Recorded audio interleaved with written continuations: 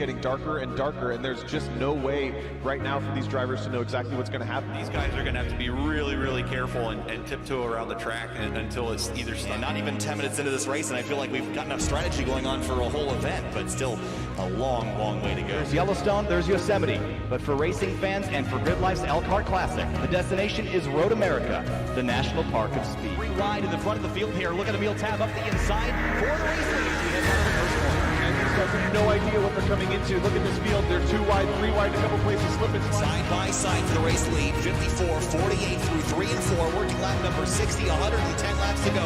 Yusuf Ghali power move to the bottom of the racetrack, making the short way work. They're going to touch down the hill. This will be a great run for 4 here. Yeah, typically ran off the track in the final quarter of that lap 4 to get a massive. Here he comes. Does he have a look? Oh, big block here by Sanfilippo. Into the grass goes Ben Fuller for turn 1. And Sanfilippo hangs on. He's loose. No! And he crashes hard in the exit of turn number 2. Don't try him here, boys. They're going to do it. Gritsko backs out. They touch. They're going to crash. Gritsko going to slam the attenuator hard into the wall. And Jared Tesson hits him as well. And big damage on these cars. That's huge. Number 4, people are struggling for grip, going out of every single lane, trying to then run. It's getting really insane. Powered by AWS for the Intercontinental GT Challenge, powered by Pirelli at the Indianapolis 8-hour. We are 7 hours and 18 minutes into this 8-hour event. John Miller way deep on the brakes to the inside of turn number 1 and 2. The spin, the 3 car gets turned around in front of the car. James Howden looking for a place to go, but he's got Austin Cobb to the inside. A bit of a gap behind. I think that's about 15th or 16th spot as they come out of turn 3. Big slide for them. Getting a run. He's got it. Going to be a drag racing line. Final corner. Checkered flag waving. Here they come. At Virginia National Raceway. To the line. Thompson, Darling, door to door. Banging doors. Fender to fender. I can't believe what we just saw.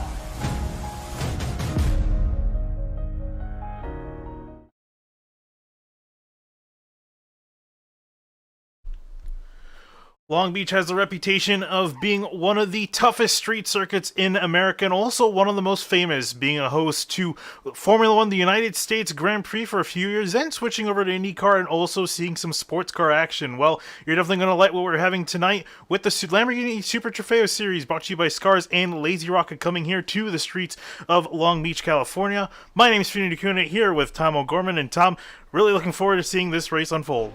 Well, this has been such an exciting series and very similar to the real-world IMSA series. We started on the high banks of Daytona, really shook things up right away, and now we're getting into the swing of road courses. But just when things were getting a little bit comfortable, we took off all the runoff room, and we've got walls to hit tonight. So Lamborghini Super Trofeo, as the sports series for the Prototype Challenge coming up in a little bit, is going to be very intense here at Long Beach. Yeah, absolutely. And Tom, why don't you walk us through a lap here at Long Beach? Well, as you mentioned, one of the most famous road courses, one of the most famous street circuits, certainly here at Road America. The start-finish line on that bent straightaway, a street, very much a bay shore straightaway down into turn 1.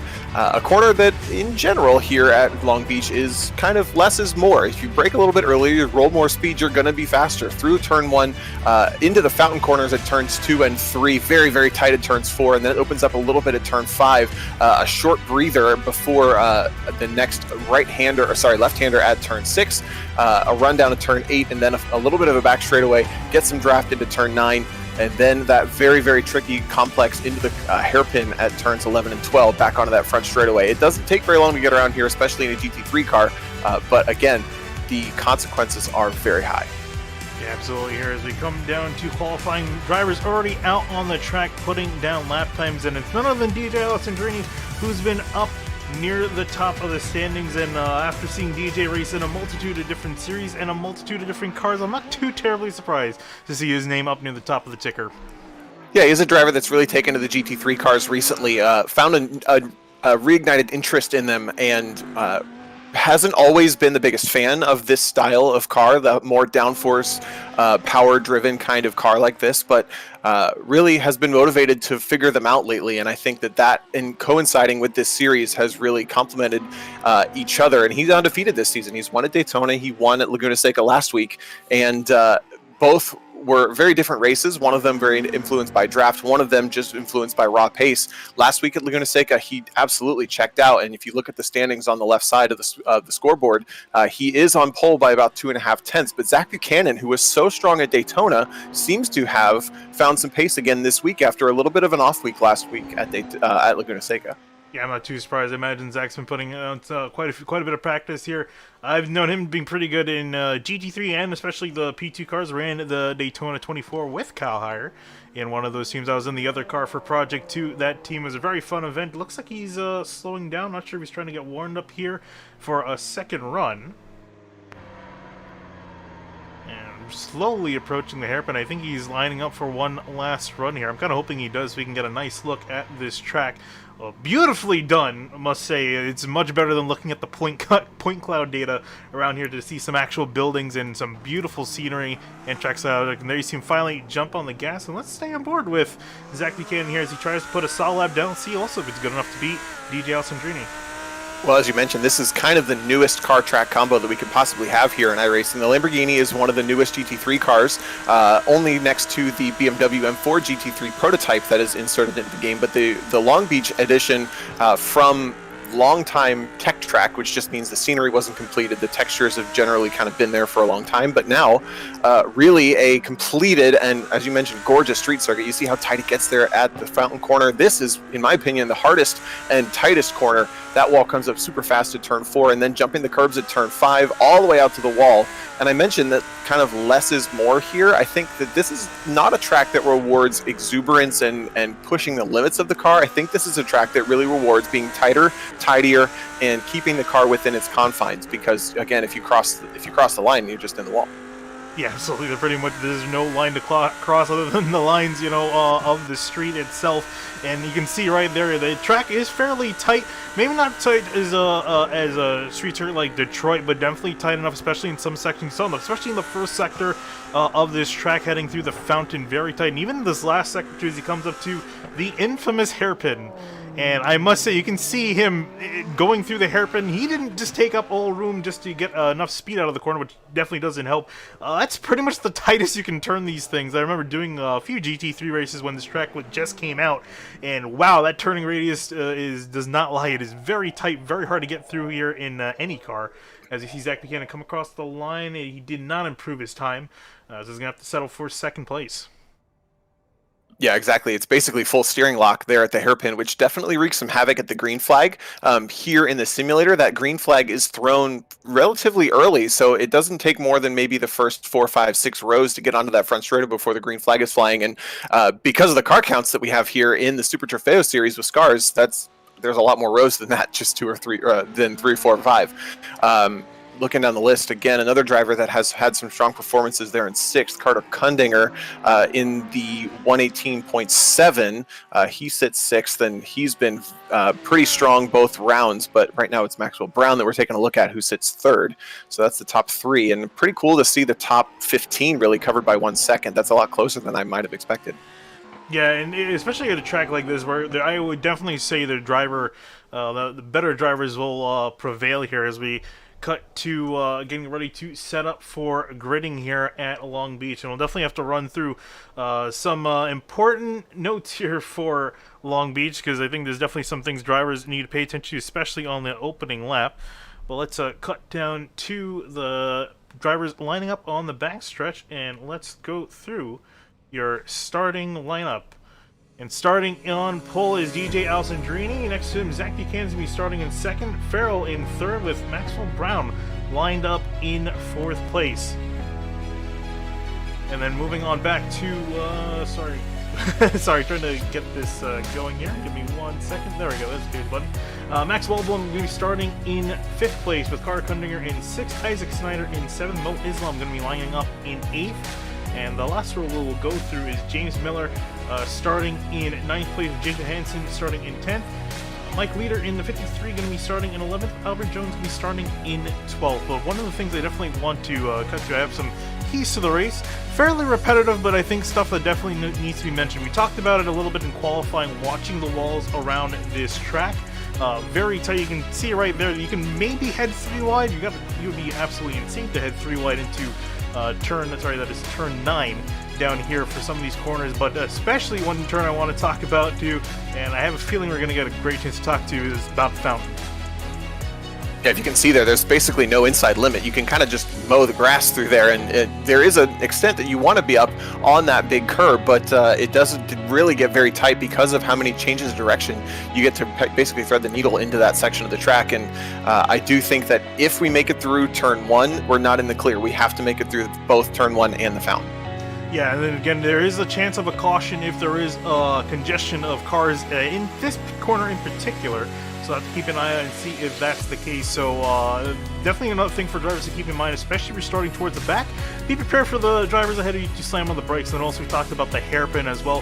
Going to be pretty treacherous for these drivers, and they're actually approaching this corner just now as we get ready here for a 19-lap race here at Long Beach. Should take just under half an hour as you see the pace car working through. And we get ready to go green here. It's going to be a very slow crawl to the line, or maybe not. DJ immediately jumping on the pedal. Guys still coming out of the final hairpin, so the field very sorted out as we're green here at Long Beach. Well, again, yeah, it's as I mentioned, the green flag flies very, very early here. So while DJ did jump that quite a bit by just accelerating off of the final hairpin, the green flag was pretty much out by the time he might have grabbed second or third gear. And you can see that's really done a justice for the field to spread them out. That might be a little bit frustrating for anybody that wasn't first, second, or third. But in general, I think this is going to guarantee a nice clean start as we're too wide into the fountain. Ooh, very tight there. And at the front, though, very strung out. Yeah, and I think we saw right there potential chance for incident, but again, with the field so spread out, I think that might have been part of the cause for DJ just jumping the gun. I actually still see some people heading down the front stretch of the field. Very spread out at the moment. I think it's close to 30 cars taking the green flag. We've had about 33 take the green at every single round. And again, this is really not that long of a lap at about a minute in the teens. With 30 cars, you're going to be covering about half the lap anyway. So we jump on board with Brown, drafting off the back of Owen Farrell. We've seen a lot of these AOD racing cars towards the front of the field throughout this season, and Farrell runs a little bit wide, hip checks the wall maybe even in that first car in line, but these two teammates, you can bet they're going to try their best to at least not interfere with each other. Yeah, I was going to say that was very close to almost hitting into each other, especially being teammates into turn 9. But again, sorting themselves out, I think they're going to want to as they try to chase down Allison Drini and Zach Buchanan, who completely broken away from the rest of the field. Trying to see some other close battles going on. Jake Johansson's trying to run down James Miller, currently running in 10th place as they head to turn 1. And that was basically Matt Waldbaum in 5th, plus the rest of the field. He made the move back in the fountain turn on the first lap, and is kind of the first car in line that's got the rest of the field in his mirrors. There's a little bit of a 2-car breakaway. Farrell and Brown as the teammates have paired off, and then we're looking back at Waldbaum, or back at Kundinger actually from Waldbaum, so he's got a bunch of cars behind him, but I think we are going to see these battles kind of pair off at best, maybe not just single file. Ooh, that's very, very tight at the wall at turn 6. Yeah, you're talking about keeping the lines nice and tight. I think he took it a little bit too literally. Oh, as you see, Farrell and Brown, we caught back up to them. I think it might have been a slowdown. I think Farrell not too happy with his team at the moment. A little bit of flash of the headlights. Waldbaum also under attack from behind. Carter Kundinger has had enough. He's going to look around the outside in turn 9. It's not impossible to make this thing work, and he gets the inside for the next corner if he keeps the nose there. He tries. Waldbaum gave him a little bit of room, but you really have to kind of agree to go single file by the time you get to this point on the track. If you really force the issue, you're almost forcing a crash, in my opinion, coming into that hairpin, and it looked like that Waldbaum was not entirely happy with Kundinger trying to show the nose, and then behind them, now we ride on board with Mo Islam, looking back at Liam Snyder, and these two, again, kind of pairing off and sorting out the battle for 7th and 8th. Yeah, and he's also starting to get a little bit of a train of drivers. I think that's going to be a theme here, especially for the Lamborghinis. We'll see how the prototype Challengers is going to work out with, again, different cars being the P2s. But these Lamborghinis, they're pretty wide. Maybe not as wide as, jokingly, as wide as the BMW M8, but they're pretty wide cars, and at a narrow track like this, you're kind of seeing, not that passing is going to come out of premium, but you're definitely going to have to work for it. Yeah, agreed. And the other gift here is that these GT3 Lamborghinis are fairly sturdy. You can, in my personal experience, you can bounce off a number of walls before you start to see any sort of consequence, as long as it's fairly light touches. So that might be a bit of a gift tonight, but the P2 cars don't tend to be quite such a gift. That's coming up in a little bit. But it looks like the top 8 have really kind of paired off and broken away. You can see on the standings there, and then we're basically looking at the back of, I think that's Miller. who is starting to develop a little bit of a traffic jam behind him. I said Liam Snyder, it's Isaac Snyder, I'm sorry. That's the green car at the front there coming into the hairpin. Yeah, speaking of which, so far I've not seen any incidents there, but as I say that, we're probably going to see one within a few laps. But so far everyone's been mostly respectful. There was a little bit of a close call with Carter Kundinger as he was trying to make a pass on Wellblom. Still not able to get that job done. You can see them also still trailing the teammates of Brown and Farrell. And also check in on our leaders, DJ Alessandrini and Zach Buchanan, who've completely broken away from the rest of the field. Here's EJ working his way on through past the fountain, and Zach Buchanan not too terribly far behind. I don't know about for Buchanan, but do you think at this point he's got a little bit of a gap back to third place? Is it worth trying to push to get Alessandrini, or do you think it's better off to just kind of ride here for the second place?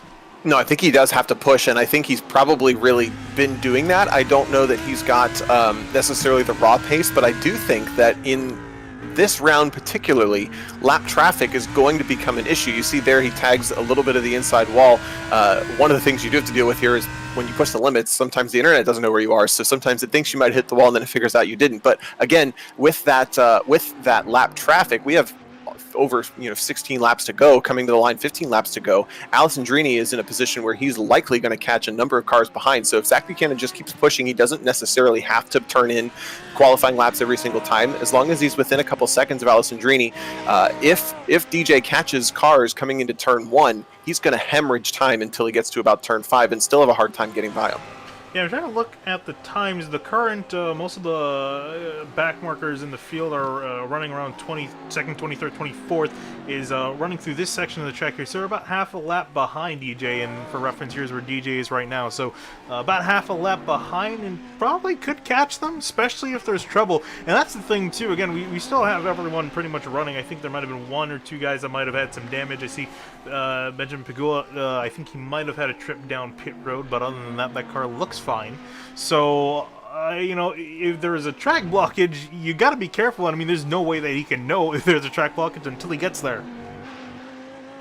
Yeah, it's a very good point. And I think that there's a lot of camaraderie coming into a challenging race like this. I know we found that with tracks like Bathurst. We found that with tracks like I'm trying to think of other high consequence tracks, but it seems like the entire field in general has agreed that this could be a mess and they don't want it to be. And there's been a lot of gentlemanly driving to make sure that it's not tonight, especially even just coming to the green flag. We saw them very single file, very orderly, rather than trying to force issues in the hairpin, et cetera, et cetera. So that's very good to see, because it doesn't have to be this clean, and it only takes one person to kind of throw that grenade on the problem. But it has been super, super clean as Mo Islam's continuing to defend on Isaac Snyder. Yeah, and especially, you're talking about the passing being a little bit more on the difficult side of the scale, and as you mentioned, guys giving each other a lot of respect, not almost taking out people, and, just yielding, knowing when to yield for some of these corners. And speaking of which, might see a pass for position right in behind. That is James Miller looking up the inside of Jake Johansson, will get the job done. Sorry, Jake Johansson up the inside of James Miller. He will get the job done in that black Lamborghini. Johansson coming off of a second place finish last week at Laguna Seca, and I think he might be a little bit mired back in this field, probably with less of a qualifying effort than he was hoping for, and then that big strung out green flag. That was probably one of the drivers that was thinking, man, I wish I was a lot closer to the front than I am. Just because I'm ninth, I shouldn't be 15 seconds back from the leader, but he really had the pace figured out at Laguna Seca and has now started to work his way maybe a little bit forward, and I think picking off cars one by one. Once we're now a couple laps into this thing, ooh, interesting. Is that Mo Islam pulling over? Oh, I think I see some damage to that car. Might want to see what happened to him. See if we can try to take a look. It's maybe a little bit difficult, but I think that car is hurting, and I think that could be why we're seeing him. Okay, so I'm seeing the car not damaged, so something definitely happened recently to this car. If I had my money, put it on the wall exiting the fountain as he leaves camera shot. Just tag that wall. No, actually, I think he may have gotten here. Right he here? might have gotten a cut course. I thought that's why he was slowing down. I went over that a little aggressively. Did that give him the damage? I don't know. I still haven't seen the car make any contact anywhere. No, I guess it had to be this corner then, because I only went back. Oh wow, okay, yep, there it is. Big hit on both sides of the car, actually. In fact, so now he's got to just be kind of rolling and trying not to be in the way. There's got to be a significant amount of damage on the left front of that car. And as I mentioned, they're sturdy, but that's a big hit. Misjudging the entry there at turn 6. And you can see him, he's down on pit lane. Unfortunately, it's going to be very costly, putting him back 19th, 20th, and so on. So not the day that Islam wanted. But at least got the car fixed up. He'll get back out there and see what he can gain. It's going to be tough. There hasn't been a lot of attrition this race, much to his dismay. I think he's going to have to hope that something drastically changes in this second half. Let's see, going back on ahead, not too much up ahead in the top three. They've kind of broken away. Speaking of which, Brown's broken away from his teammate Farrell, who's now looking to be under attack from Waldbaum and Kundinger. If you think about a couple laps ago, Owen Farrell that we're watching right now, at the front of this pack, he was flashing lights on the teammate of Brown, who's leaving your frame right now, and all of a sudden he has kind of lost some pace. Waldbaum and Kundinger have both come up to his back bumper, so it was Waldbaum under attack and Brown under attack. Now it's Farrell under attack, with Waldbaum filling the mirrors in that very, what is that, 70s, almost Paisley-looking disco car, as they stream past a broken down car on the way into turn one. But you then hit the problem that everyone else has. How do you get by him? Yeah, and there's, I would say past this first sector is extremely hard to pass other than turn one. After you come out of this corner right here, I'm not exactly sure which corner number that is, but the next three corners I would say are wide enough to give yourself an opportunity down these straightaways. This is really your best, these corners up here are really your best passing opportunities on the track, and again, seeing them that they're the best is by no means easy. Sure, and you see Waldbaum struggling for grip just a little bit coming out of turn 6 down into turn 7 onto the back straight at turn 8, and I think the general consensus is that actually driving Long Beach is not super hard. I think the biggest thing that we've seen with driving these Lamborghinis in the first couple rounds of the Super Trofeo series here with SCRS is that drivers are spinning on corner entries a lot, the faster, higher speed entries, and there really aren't any here at Long Beach. All the corners are pretty slow, and the top speed and down this front straightaway is even relatively slow. So controlling the car doesn't seem to be nearly as the problem as it has been this series so far. The problem is keeping your wits about you and not overexerting the car, because it can be easy to do at low speeds, and you just got to kind of breathe a little bit.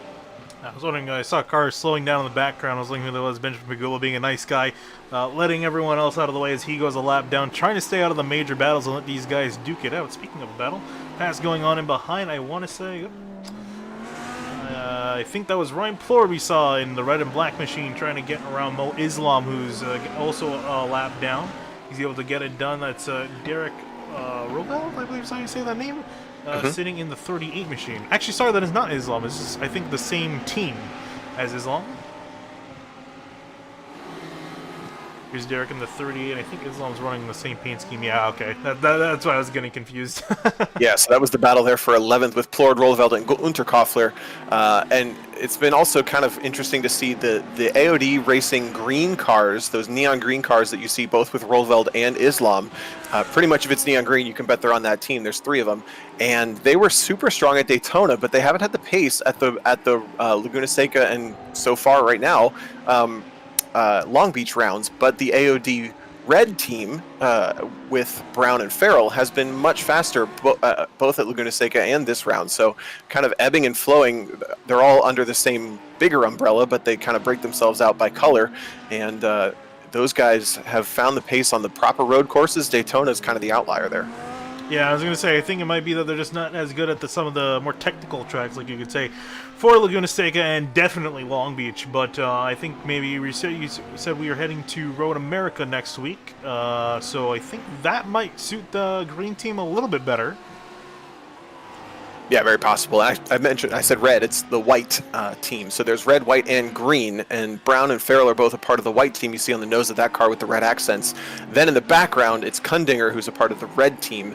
But again, all under AOD Racing, as Kundinger is still struggling to find a way by Matt Waldbaum. And last night, in a different series, we saw Kundinger was not afraid to make big lunges at Sonoma Raceway in an MX-5. Here at Laguna Seca, at Long Beach, looks like he's taking a little bit more of his time.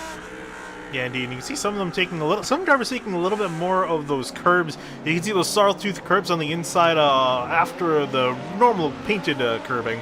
And you know, I gotta ask you, how is it worth taking those curbs? Again, those are the actual 3D model curbs, and they will mess up your car. I'm seeing some drivers take it and some drivers not taking it. Why do you think there's that discrepancy?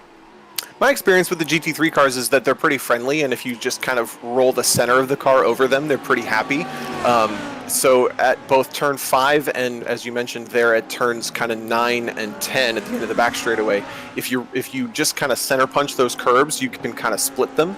We'll watch these guys do it here, probably coming into turn 5, and you'll see them kind of center punch, maybe kiss it with the right side of the car, and you can pretty much trust that it's not going to do anything crazy. But in the P2 race, the main race coming up in maybe 20 minutes or less, that one you're going to have to be pretty careful. Yeah, I can definitely say from experience, I've driven the P2 car quite a bit. I've done a full, as they say, Carter Kundinger definitely took a piece of the wall. I don't think there's any neck code involved in that. I want to see if there's any damage to the machine. But yeah, you definitely want to avoid them in the P2. That's why I was a little bit surprised to see the GT3 cars just kind of eat it. But I guess that should make sense. The GT3 cars being a lot more forgiving than the P2s. They're going to have to be a lot more careful of those curves. And actually, it looks like Carter Kundinger got away without any damage. I'm surprised because it sounded like he hit that. It sounded like a really meaty hit. Yeah, coming out of the back straight there, that was a clunk. But he's still hounding Waldbaum, and I'm also just looking at the gaps on the intervals on the left side of the screen. Zach Buchanan has done a fantastic job of not letting the gap grow up to DJ Alessandrini. There's a look at Buchanan in the gold car, Alessandrini just in front. They haven't encountered much lap traffic yet, but he's, other than the maybe second and a half that he lost on the first opening lap there at the green flag, and then a little bit getting up to speed, he's really rebounded from a struggle at Laguna Seca, and these two have checked out from the field. But I think Buchanan, I don't expect him to get there, but he's definitely put in a really stellar drive to not let that gap grow up to Alessandrini, who's just been so fast and so dominant this season so far. Yeah, just taking a look at DJ Alessandrini. His fastest lap time, 118.4. His last lap time, 118.8. Curious to see what Buchanan ran. Almost identical last lap, 118.8, plus or minus a few hundredths of a second, but at that point, it's really not that much of a difference. Best lap, though, not as fast as DJ, but as you mentioned, he's still been able to maintain that gap, and that's where you're seeing it hovering around 3 seconds, but Buchanan not really being able to lower that gap as much as he would like. There's also Maxwell Brown, too. I was curious what he did lap time-wise. You saw he's been able to break away from the battle in behind. Not too good the last lap through. This lap much better, 118.8. Yeah, you can just see from the top two down to Max Brown here in third, that pace, that raw pace is really benefiting drivers here at Long Beach. That's what we saw last week at Laguna Seca, but I do think, as you mentioned, when we move to Road America next week, that's going to shift. Matt Waldbaum showing a little bit of signs of fatigue as he misses the apex at turn 1, kind of almost smacked the wall, tracking out, and is definitely holding up Carter Kundinger, who's the red car in behind. He's got the main problem of Long Beach, how to get by, but I think he's the faster car. Yeah, we'll see if he can get it done. And you can imagine, especially when you miss a few corners, it makes the driver in behind, they won't lick their chops as trying to find a way. But you see that Carter Kundinger trying to take a little bit of a look onto the, now what's the inside of this corner, turn 8. But wasn't able to quite get the job set up there because a big tire wall that we saw, I think it was Mo Islam hit earlier in the race, so unfortunately can't get it done. And I forget, imagine Carter Kundinger, he's a little bit frustrated. I think he feels like he's good enough to pass not only Waldman, probably Farrell up ahead. He's been looking pretty quick, but just nowhere to go. Oh, almost went flying to the back of Waldman right here. Oh, hip checks the wall coming off the hairpin too. That's not going to help his cause, but I agree that this car sitting in 6th, the 02, is probably one of the fastest cars on the track if he had clean air. He's just got the golden problem of figuring out what to do with it, and one of the problems with that is if you get too close to the car in front of you around this lap and then you get to that hairpin, as things naturally kind of accordion in and out, you have to slow down more than the car in front of you to get through that hairpin cleanly. So you can see he's really running down Waldbaum in this first sector. He's closed up massively, but then when they get to that hairpin, he's got to brake as early as Waldbaum does because that corner is just so darn tight. I'll see that Kyle's having a little bit of fun with this MTV account. He's posting a lot of fun facts about Long Beach in the chat.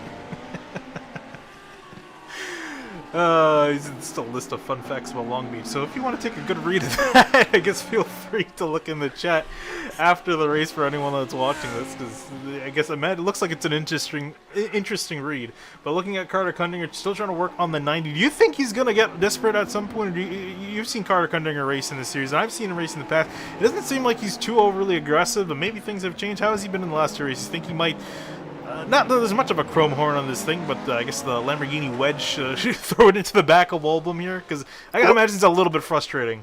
Yeah, well, he's got a third and a fifth on the season so far, and we didn't see Waldbaum join the series until the second round. So I don't think that Kundinger's going to get desperate, but I do think that he's going to try everything he's got. And if he can get that close again, I wouldn't be surprised to see him start to show noses. He hasn't really shown signs of real desperation yet. He's not kind of poking out, filling mirrors, doing anything that aggressive, but he certainly is faster in the first sector. And I think if he can figure out a way to get by, he will easily start to clear the 90 car, the tie-dye car in front of him, but he just has to figure out how to make that happen.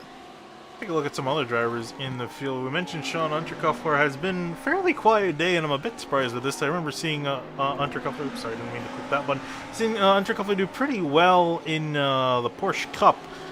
So far, at least Long Beach here today, not doing too hot. Starting 15th, he's got up to 13th, but it's kind of stalled around there. Yeah, he's been in the heat of the battle a number of times this season already. He's another one of the Project 2 cars, as we do have team championships here, and the teams with a large number of drivers kind of split it off by car color. As you can see, he is running a similar livery, but a neon green version to Zach Buchanan, who's a teammate to him. He's kind of dropped off the back of Roelveld and Plord. These were the three that were really stacked up big time about 10 laps ago. But in the later stage of this race, it doesn't seem to have quite the pace, but this battle is developing. I think, is this maybe even some lap traffic for Brown? No, this is actually looking at Ryan Cadwell and Brian Shabelski. They're currently having a little spat for 16, one of the closest battles on the track at the moment. So Caldwell, I got confused with Brown. He's the final AOD white driver. You see he's got the same livery there on the nose with the white and red accents, but he's got a complete muffler full on the nose of that car of Shabelski. How many AOD guys are there? I knew there were a decent amount of them from previous car seasons, but there's going to be a lot of the drivers in that stable across different a few different smaller teams. Yeah, I think there's 8 total across the green, red, and white teams. Yikes. Yeah. So that's pretty much a third of the field is AOD racing. That's call about the odds of being in your favor. And so far doing pretty well. At least 2 of those drivers doing pretty well, sitting 3rd and 4th out of the entire camp. But you see Cadwell still struggling in behind Shabelski. Shabelski having an okay day in 16th. He started in 17th, stopped 1 position. We missed the fountain. Here comes Cadwell looking up the inside, just giving enough room. Oh, Shabelski nicely done as well to give him the space, and now they go side by side up into turn 5, losing a lot of time doing this, but they do it cleanly.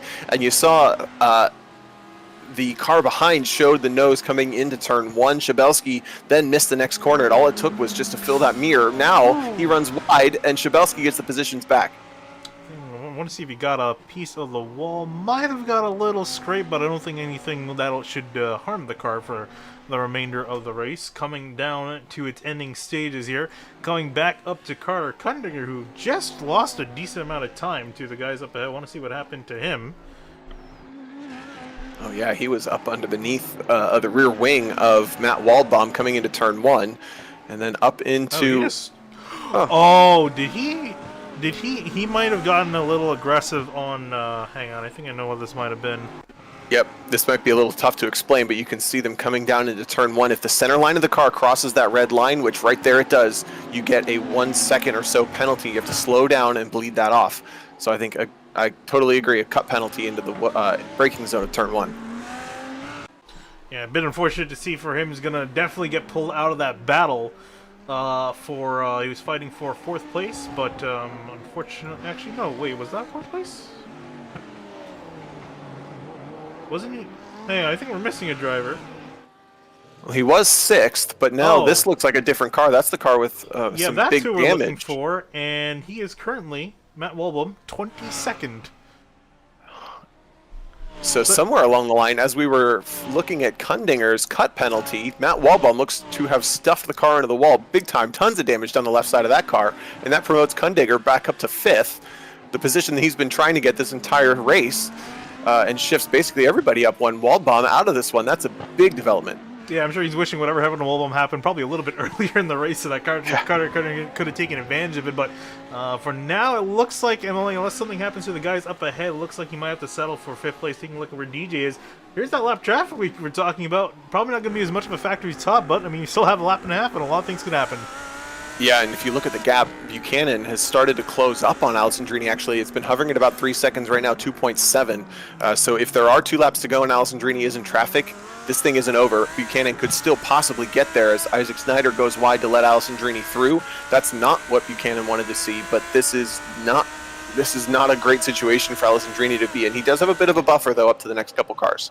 Yeah, white flag in the air. I'm sure Buchanan was wishing this happened. Maybe a few laps earlier, he probably had a chance to close the gap. We'll see. Now Junior makes his way on through. He's gonna have, for DJ at this point, he's kind of at the mercy of the lap cars. If there's a wreck up ahead, we were talking about this place. A lot of blind corners. You can't really see what's happening up ahead. You may see a yellow flag, but you don't know what exactly is going to be awaiting you, other than some sort of hazard up the road. So I think he's going to be hoping that there's no shenanigans or nothing that he's unexpecting. Speaking of shenanigans, the car sideways in the background. I think it's Isaac Snyder. Indeed, it is. Yeah, DJ got pretty lucky to catch these cars coming onto the front straightaway and not get held up through that entire first sector as Buchanan now gets through on Isaac Snyder. But really, the lap traffic, no major influence on this one on the final lap. 2.2 seconds now the gap, so it's come down close to a second. But I still don't think that Buchanan's going to have quite the time to get there. Alessandrini kind of shows the nose here on one of the AOD green cars down in the braking zone, but he's got plenty of buffer. That is Mo Islam that he's currently in behind. I think Islam trying to stay one more lap, saying, please, DJ, don't pass me. I have Andrew Mickey right up ahead, and I think he might want to try to have a shot at him. And it looks like DJ's not going to be able to get past Islam. Not that it matters, because as he comes out of the final corner, DJ Alessandrini will take home the win here in Super Trofeo at Long Beach. Just behind, golf claps and bar snaps to Zach Buchanan to come through second place. That was a stellar performance, rebounding from not the week he wanted at Laguna Seca, but put in a stellar drive. And then Max Brown comes through in third for AOD White. Another good performance for that team. Yeah, really solid run for them. Taking a look at Farrell, who's going to come home in 4th place. Carter Kundinger going to have a solid 5th place finish. I think he'll be happy with that. Jake Johansson quieted for him in 6th place. Same thing with James Miller and Albert Jones, we haven't mentioned. And one of those other AOD cars is going to come home in a quiet 8th place. Ryan Plord worked his way up through a few positions to get to 9th, from 14th to 9th place. Probably one of the biggest movers the entire race. Mike Leader will finish in 10th and will round out your top 10. Yeah, it's a great charge for Plord, and then Unterkoffler and Rollfeld swap positions there later in the stages of this one as well. And I think this makes me very excited to get going with the main race coming up shortly for the P2s. But again, Alessandrini and Buchanan putting on really a clinic there at the front, setting the tone for this championship that Alessandrini is the one to get, but Zach Buchanan is not one to be forgotten. Yeah, absolutely. And there's taking another look at your finishing order. Definitely want to take a look after, if we can. I think we should have enough time before the prototype challenge gets underway. See what happened to Matt Waldblum. He's going to be probably the biggest driver disappointed from this day, because he was running up in 5th, had a solid chance of keeping a top 5, but unfortunately wasn't meant to be, it seems. And can I just say, we did not necessarily have the same number of cars as any other round. We started 33. Normally we had 24 tonight, but look at that. Almost everybody finished this race. Only 2 cars out by the end of this one. Isaac Snyder and Kevin Conyu both getting lapped, but we're circulating at the finish. For the whole field, that is a spectacular performance here at Long Beach, where the consequences and stakes are so high. Yeah, absolutely. And I think it definitely needs to be applauded for everyone making it back home to the checkers after a solid 25-minute race around here. It's not easy. I've seen many cars die in many different races here on the opening laps, but there's a fairly low rate of attrition. Have to see how it holds true for the races upcoming ahead. But we'll just quickly, though, catch to, let's see, got our drivers to interview here. We'll quickly jump to Maxwell Brown. Maxwell, are you in the booth with us? You got a copy? Yep. How are you doing, buddy? We saw you had a pretty solid day up in 3rd place. Fairly quiet, I imagine, from your point of view, just seeing the other 2 guys up in front take away. But I guess just walk us through how your night went from your perspective. Yeah, first off, I want to thank AOD Racing for, obviously my team for introducing me to the series. So it's the guys organizing it do a great job, and I wouldn't have, seen it otherwise if it weren't for them. But yeah, anyway, I was kind of annoyed with qualifying because I've been racing a lot of official stuff recently, and I forgot to do 4 laps, only did 2. And then the start was a little chaotic, but really once I just got into the rhythm, I was just sort of focusing on not putting it in the wall and just bringing it home. And happy to get third, especially after Laguna last week, which was a little painful. Yeah, and really we got Road America coming up next on the schedule. How are you feeling your chances there in this series of getting another solid top 3, maybe even a win? I'm a bit more nervous at the fast tracks, especially with this setup. So, I guess we'll have to wait and see. Generally, the tight, slow tracks is where I'm at my best, but still excited. It's another challenge, and hopefully I can get another good result. That would be great. Yeah, definitely looking forward to seeing how you're performing there, because I'm going to be covering that race as well. So, congrats on your podium finish, and best of luck to you next week at Road America. Sweet, thank you very much. No problem. And moving on to our second place finisher, Zach Buchanan. Zach, same thing with you with Maxwell. Another solid day, quiet day for you in the office. Moved up to second place and didn't really move anywhere since then. Now, you could call it quiet from outside. Not much happened, but I was driving my butt off the entire time. DJ was super fast, and so was Max behind me. So I was just doing everything I could to keep up and keep that gap. Yeah, was there anything in particular that you were trying in the car, trying with different lines around this track, maybe trying to figure out some way to chase DJ down? There's only really one spot, and that'd be the hairpin, and DJ had me beat most of the time tonight. He told me the trick was to keep us tight to the wall, but he has VR and I don't, so I think he's got that job a little easier than I do. Yeah, it definitely helps to have some better sight lines. But Zach, congrats on your second place finish, and best of luck to you next week at Road America. All right, thanks, guys. And going to our final driver we'll talk to for this broadcast, DJ Alessandrini. DJ, fairly easy for you. You just essentially came out of the hairpin, saw the green flag, took off, and never really looked back. Yeah, the way they kind of framed the rules of the start in the beginning, it just made sense to just shoot out of the last hairpin. If I didn't do that, I was at a disadvantage, basically. So felt kind of bad, maybe like 1% bad for being a little cheeky there, but that quickly disappeared as I found out that Zach had some pace tonight. He just made that one mistake, but the gap was basically the same the entire time. So kudos to Zach. He brought a lot of pace tonight and kept me on my toes at a track that's dangerous to push on.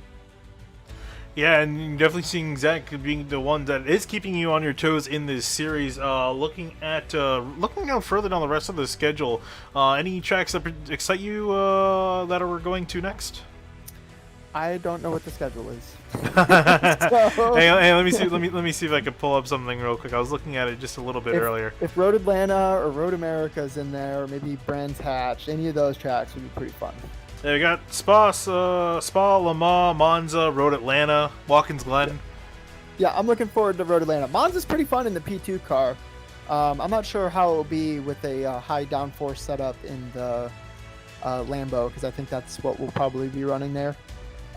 But in the P2, Monza's good time. All right, well, definitely looking forward to seeing you perform there. I imagine you definitely are. We'll see if you can come back into the winner's circle. All right, thanks, Finian. Thanks, Tom. No problem. And with that, I'll wrap up interviews here from Long Beach. Let's see if we can take a look back at what happened to Matt Waldblum, because that was really unfortunate to see. I was really looking forward to seeing Kundinger trying to figure out some way past in the closing laps, but unfortunately denied that battle.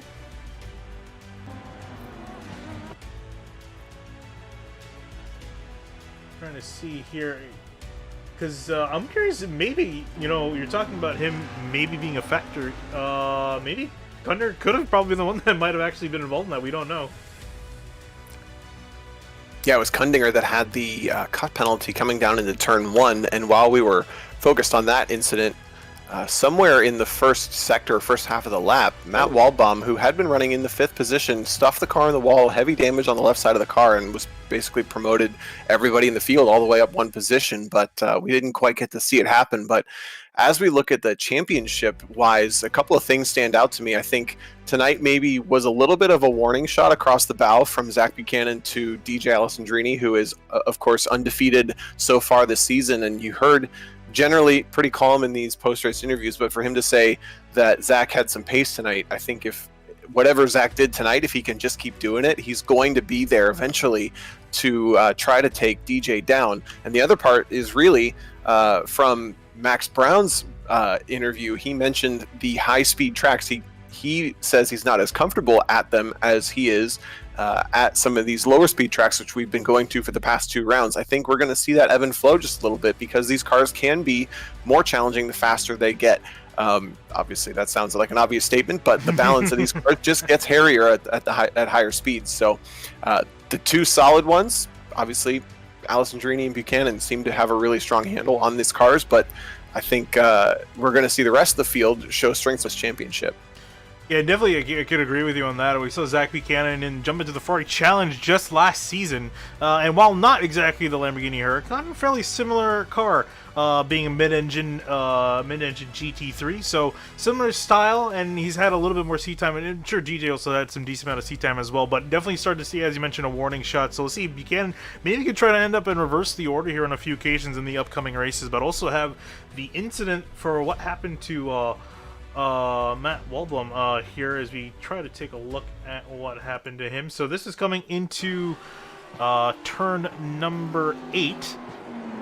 You see back end just slid out on him, overcorrected into the wall, and Kundinger gave him a little bit of a punt, and up and over he went, and also got carried for a little bit as well. Send that one into the top 10 for iRacing. Interesting that after Kundinger got the penalty, he still somehow got collected into that one. Took him for a little bit of a ride and then resets. Yeah, it was a bit unfortunate to see that happen to Waldblum, but it's an unfortunate end to his day. Hopefully things go better for him for the rest of the season, but for now, I guess it'll be a good time to end the broadcast. So I'm Finney Nakuna here with Tom O'Gorman. We'll be ending Super Trofeo here at Long Beach.